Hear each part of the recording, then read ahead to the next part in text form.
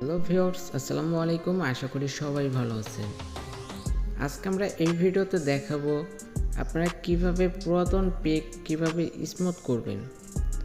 So অনেক সময় দেখা যায় আমরা ফেসবুকে একটা পিক আপলোড করি, সেই পিকটা আমাদের গ্যালারি থেকে ডিলিট হয়ে যায়। সো অনেক সময় দেখা যায় এই পিকটা আপনারা ফোনের প্রোফাইলে সেভ করবেন, সো পিকটা ফেটে যায়, সেই ক্ষেত্রে আপনারা সেভ করতে পারেন না। সো এই পিকটা আপনারা কিভাবে স্মুথ করবেন সেটা আমি দেখাবো। সো প্রথমে চলে যাবেন আপনারা প্লে স্টোরেতে। সো প্লে স্টোরেতে যাওয়ার পরে এখানে সার্চ করবেন REMINI। সো এই অ্যাপসটি চলে আসবে। এই অ্যাপসটি যদি আপনারা ডাউনলোড করা না থাকে অবশ্যই ডাউনলোড করে নেবেন।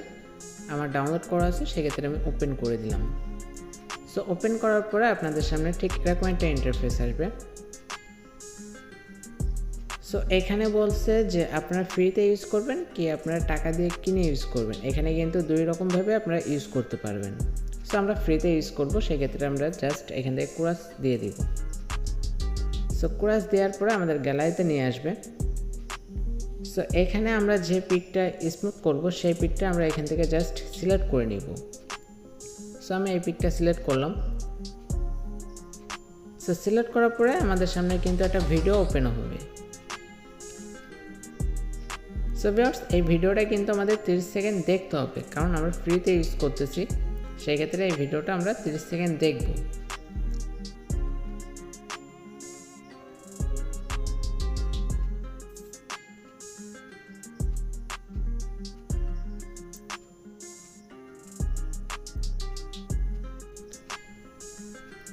সো ভিউয়ার্স, আমাদের ভিডিও কিন্তু শেষ হয়ে গেছে। এখন আমাদের সামনে ঠিক এরকম একটা ইন্টারফেস আসবে।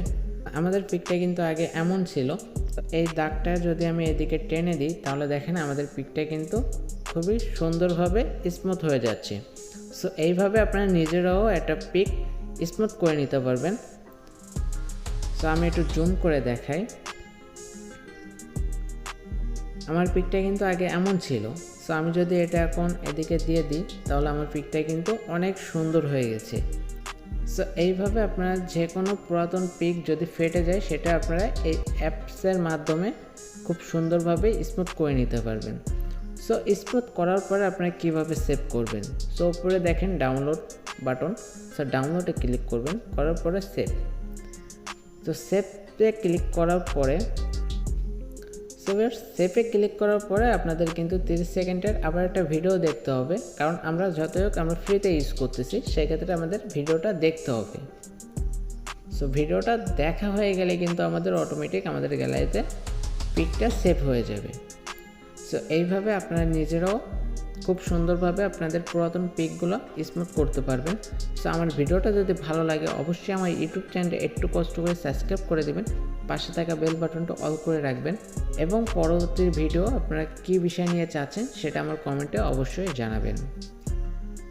সো সবাই ভালো থাকবেন, সুস্থ থাকবেন। আসসালামু আলাইকুম।